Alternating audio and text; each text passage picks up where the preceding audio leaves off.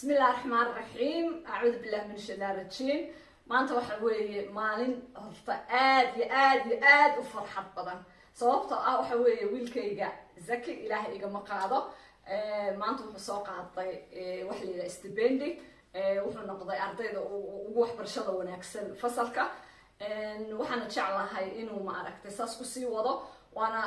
wuxuu u gudbayaa sanadka soo socda fasalka 8aad ma sha Allah waa ninkaas iga dheer maalin ayaan ma aragtay cawasha ku waday maanta waa ka waa liiga dheer yahay الحمد لله رب العالمين إذن كان ما عرفت يقصد دعية وحوي المهين وين الصحيب لنا قتير رنتي وهو يكسر المهين هو وقتها وإحنا شوفنا ودن قربعة وإحنا شوفنا ودن الغلام معمولة المها مركا وحنا نكسب المها جا إن ما عرفت فريل لنا قتير وحبر شدودا ندافع دودا ما عرفت نعوض بوا ما عرفت تربية دودا دين تودا نعوض أصحاب تودا نعوض بوا إن تكلس عتلا ونكسب المها marka alxamdulillah guul waan rajina walaalihiisan way soo qaateen runtii stipendi qaar laakiin isaga waxaan u soo qaatay aan inay tusaya ma sha Allah waa inaan horta Allah iska dhaafay waa sanadkii saddexaad mise kii labaad uu qaadanayo stipendi oo ma aragto iga farxinayo runtii waxa weeye kana la soo siiyay warqadaas u jeedin waxa ku jirta lacagtaas oo dhan ilaa ma sheega hooyo lacagtaas ku jir lacagtaas oo dhan $50 taasna waxa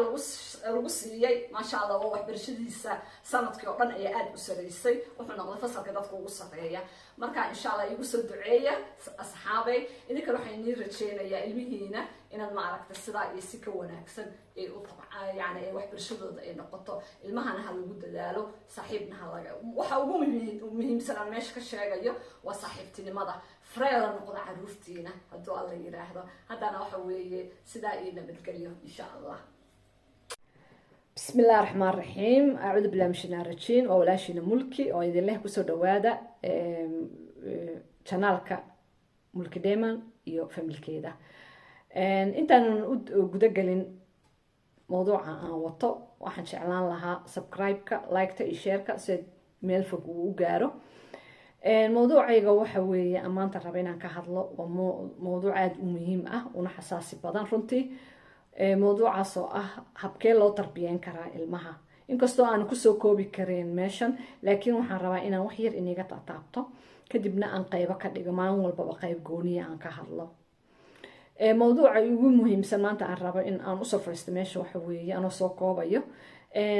waxaan deganahay Scandinavian-ka waxaan deganahay wadan kamid ah wadanka la yiraahdo Finland waxa darisna la ah wadan la yiraahdo Sweden waxa ka soo yeeray shuruucdaas oo ah shuruuc aad u dhib badan runtii oo saameynaysa hadaan nahay qoysaska oo muslimiinta ah qoysaska oo Soomaalida ah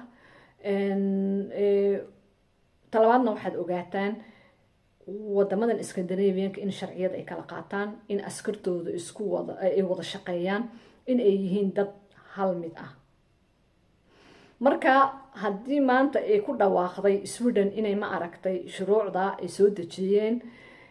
birina waxaad arki haba soo kala dambeeyaan birina waxaad arki Finland iyadoo ku dhawaaqayso marka shuruucda sharciyadan maxay yihiin waa sharciyo saameynayso tarbiyada ilmaha islaamka ah oona aad iyo aad u murugo badan runtii wali special hooyooyinka ku dhalayo wadamadan qurbaha wadamadan gaalada ay aad ma aragtay dhibkan ugu haystaa waayo ilmahaagi waa lagu tarbiyeenayaa ilmahaagi saad rabtay aad uma tarbiyeyn kartid taasna waa mid aad iyo aad u naxdin badan runtii oona aan aad uga naxay hooyo kastana aad uga naxayso saanay uga naxayba waayo waxa weeye ilmahaagi hadii lagu yiraahdo uu ku soo dacweyn karaa waana ku xabsi galaysa والله واحد وحن runtii oo murugadeedana wadata marka waxa weeye hooyooyinka oo ku mashquulsan inay sanad kasta dhalaan mid baan u sheegaya Soomaali inta badan runta way ka naxdaa laakiin faktiga iyo waxa runta maanta taagan waxa weeye ilmaheena faraq gacmo kuma hayno gaalo way noo soo jeesatay runtii waxa aan oran lahaa hooyadii awooda iyo aabihii awooda inay kala ordi karaan wadamadan gaalada ilmahooga oo ay ka kaxeysan karaan aan waxaan oran lahaa hageeyaan meeshii oo wadan islaan ah haddii kale wadankoogii hooyo ha ku celiyaan. inta usoo haajirayso oo rabta inay yimaadaan anu waxaan kula talin lahaa meeshan waa ujeedaa intii hore u joogtay ayaaba faa'iido haysan oo ka ordayso, idinkana ha usoo haajirina, waayo dhibka qurbaha aan kala kulanay ayaa kamid ah waxyaalahan hadda taagan. marba marka kasii dambeysana sanaba san kasii dambeeyana uu sii xumaanaya oo wax wanaag oo wanaagsan kama soo socdo runtii. marka ani kulley aragti ahaan qofba fikrad gooniyuu wataa, aragti gooniyuu leeyahay. maadaama aan nahay dad usoo haajiray wadamada gaalada, dhibkoogiina ay wataan oo diiman kala duwan aan wadano, dad islaan aan nahay, aana ku dhex nool nahay, waxa wanaagsan shuruucdooda in la ilaaliyo. waxa wanaagsan waxyaalahan ay naga digayaan oo habka aan ilmaha u korsanayno in waxyaalo badan laga bedelo. inkastoo aan ognahay dhaqan aad iyo aad iyo aad u adag ayaan ma aragtay ayaan haysanaa haddaynu nahay Soomaali. laakiin aan waxaan oran lahaa haddaad rabti inaad ka badbaadin sharta gaalada, haddaad rabti inaad ka badbaadin dhibaatooyinka iyo ma aragtay ilmo qaadashada oo soo badatay, systemka ay iyaga ay yiraahdeen iyo sharciyadan ay soo dejisteen waa in lagu dhaqmaa oo ma aragtay habka iyaga rabaan ilmaha loola dhaqmaa, adoo saaxiib la noqonaysid ilmahaaga, adoo maskaxda ka dhasisid, adoo u sheegaysid inuu yahay waxaan wax diinteena ka fog, waxaan inuu yahay wax ma aragtay iyaga ay samaysteen oo hore uga baaraan degeen ee iyagana ma aragtay ilaa hadda ku dhaqmayaan, laakiin waa wax inaka diinteena ay dhigeen. ilmahaaga adoo si tartiiba aad ugu wacyigelin kartid, ugu sheegi kartid, ma ahan inaad garaac iyo ma aragtay dil aad ku samaysid, hore uunbaa lagaaga wadan ilmahaaga. marka waxa wanaagsan ilmahaaga inaad saaxiib la noqotid. ta ugu muhiimsan aan mar walba aan dumarka aan uga digo waxa weeye ilmahaaga saaxiib la noqo. ilmahaaga wax walba intuu yar yahay laga bilaabo 6 sano ilaa 20 sano uu ku jiro da'da ugu xun adaa ka saari kartid ilmahaaga, maskaxdana ka kobcin kartid, maskaxdana ka dhisi kartid. ta ugu muhiimsan aad uga dhisi kartid ilmahaaga maskaxda waxa weeye inaad saaxiib la noqotid, wax walbana aad kala sheekeysatid oo aysan jirin dhexdiina wax la yiraahdo xishood. inta badan Soomaalida waxyaalo badan ay ilmaha ka daboolaan, waxyaalo badan ay ka qariyaan. gabadhaada oo 5 jirka ah waa inaad u sheegtid waxa uu yahay galmada, waa inaad u sheegtid waxa dhibaatada kala soo gudboonaanaysa maanta hadday dhibkaas ay ku dhacdo, inaad u sheegtid maxay tahay daroogada. hadduu ilmahaaga uu gado daroogo maxaa la soo gudboonaanayo, hadduu gangster noqdo maxaa la soo gudboonaanayo, hadduu ma aragtay wax dhaco mise tuug uu noqdo maxaa la soo gudboonaanayo. from the 6 year markuu gaaro ilmahaaga in aadan waxba ka qarin, wax walba aad kala sheekeysatid, wax walba ma aragtay aad tustid. marka ilmaha wuxuu noqonayaa ilmo maskaxda ka dhisan. laakiin haddaan wax walba daboolno, aan niraahno da'diisa muu gaarin, aan niraahno ilmihii wax weeye age-kiisa ma ahan, waxaan ha u sheegin, waa dhibaatada iyo ma arag hadda waxaana haysto. ilmihii hadhow waxa weeye wuu iska dhaqaaqayaa, waayo waxba ma ogo, waayo mujtamaciyaa kaa xoog badiya, waayo saaxiibuu leeyahay, waayo iskuulkiyaa looga sheekeynaya, wax walba kaleer looga dhigayaa ilmihii. marka waxa weeye already haddii guri bisil oo si fiican loo soo bisleeyay uu ka yimid hooyii aabbo wax walba oo kala hadlaya dhinac walba, wax walba ma aragta ugu sheegayo, ilmihiina uu maskaxdiisii dhisan tahay, wax walba og yahay. hadduu aado mujtamaca uu dhex galo waxa weeye ilmahaas waxaan ogahay 19% haddaan iraahdo 10% ka saaro 19% dhibaatooyinka uu ka badbaadaya. laakiin ilmahaas hadduu waxba ogeyn, hooyada kala sheekaysanaya aabbaha oo position meeshii aabbaha roolkiisa uu ka baxo, uu mashquul aabihii ku yahay fadhi ku dirir, uu mashquul aabihii ku yahay wax aan loo joogin iyo qabiil, uu aabihii intuu jaakeed kashto uu nin iskaga dhiga ragga kala ficiisa uu yiraahdo dee aan darsin ilmaan guriga ii joogo waxa weeye, laakiin tarbiyadna waxba uu ka ogeen. taasna dhibkeeda leedahay. waxaad ogaataa ilmaha waa lagaala hoos baxaya, gaalaha meesha u fadhida, hooyada saas la eg hooyada markay kabasaar dhinaca u saaran tahay oo ninka markuu yimaado uu ka yimaado fadhi ku dirir maalintii dhan ilmihii cunto karin iyo guri hagaajin ay ku jirto oo hooyadii usii dheertay depression iyo aabihii ay ka fikirayso iyo dhib iyo buuq iyo familka uu jiro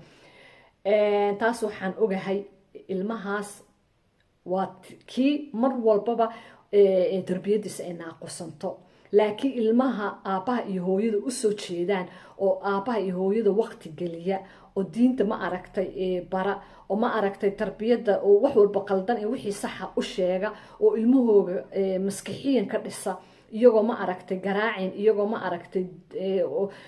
jirdil ku sameynayn oo ilmahooga system yaroo oo ma aragtay oo caqli ku jira ula macaamula waxaan ogahay ilmahaas si wanaagsan ayay u tarbiyoobayaan laakiin ilaahay horta xaqa hana wada tuso hooyooyinka iyo aabooyinka dhan ma xumo waxaa jira aabooyin iyo hooyooyin aad ilmahooga u tarbiyaystay oo ma aragtay si fiican ula dhaqma oo ilaa haddana alxamdulilah heer jaamacadeed ka wada saaray ilaahay kuwaas ha naga dhigo oo xaqa allahana maaragtay allahana garadsiiyo laakiin majoritiga mujtamaca aad buu u baaba'san yahay waxa gaarshira ku jira waxa darooga gadayo waxa ma aragtay xabsiyada ka buuxa waxa gaangistarka ah waxa ma aragtay wada halaabay oo ma aragtay suuqa wada ordayo waa ilmo oo qurbaha oo hooyooyin koriyeen iyo aabbo waxaan u badan waa hooyooyinka single motherka ah marka ilaahay hanala garab galo waxaana waa wax dhinaca alla ka socda wixii ilaahay saqar kaaga dhigayo oo ma aragtay baari kaaga dhigay dhinaca alluu ka qoran yahay si kastoo u tarbiyeysid wixii caasi kugu noqonayana dhinaca alluu ka qoran yahay runtii marka inanka muraadkeena muhiimkeena waxa weeye in aan ilmaha tarbiyeeno ilmaha si wanaagsan dhinaca diiniyan iyo dhinac ma aragtay dhaqanka wadankan aan joogno la jaan qaadno adoo aadan oranayn gabadhii waxa weeye af iyo dabaan ka xirxiraya waxa weeye wax walba diinta waan ku qasbaya hadhow tii kaa dhaqaaqda oo ku dacweysay noqoni haddana sharciyadooda la sii adkeeyay marka ilmahaaga waxba ha ku qasbin laakiin waxay ma aragtay adil waxay kugu yani maxay yiraahdaan wax sheeg bisay kugu leedahay ilmahaaga wuxuu kugu leeyahay wax sheeg marka Soomaaliyay waxa wanaagsan in runta la isku sheego Soomaalida inta badan runta way kala leexdaan qof walbana isaga isla saxsan ma wanaagsano in ma aragtay waxa wanaagsan in wax la kala qaato موضوعنا meesha kusoo koobi kara ma ahan waxaan jeclahay in dumarka inta badan xoog loo wacyi geliyo ma aragtay oo aad looga hadlo موضوعan oo aan ma aragtay si fiican aan uga hadlo waqtiga inkastoo igu yar yahay haduu alla yiraahdo waxaan jeclahay baartiyaal kala duwan aan ka dhigi haduu alla raali ka noqdo laakiin arin wuxuu noqday aad ii taabtay runtii oo ay yani shuruucdan kasoo yeedhay Sweden marka saasaan u jeclaystay in ma aragtay maanta aan inila wadaago haddaan ahay gabo oo walaashiina mulki insha Allah mawduucyo u dhownana insha Allah oo la mid ahna insha Allah waan ka hadli doonaa hadduu alla yiraahdo marka haddana waxaan inii dhaafayaa khayr iyo kulanti dambe iyo maxaa la yiraahdaa وقت كلا أحيصنا إن شاء الله سدا نبتقليو السلام عليكم ورحمة الله وبركاته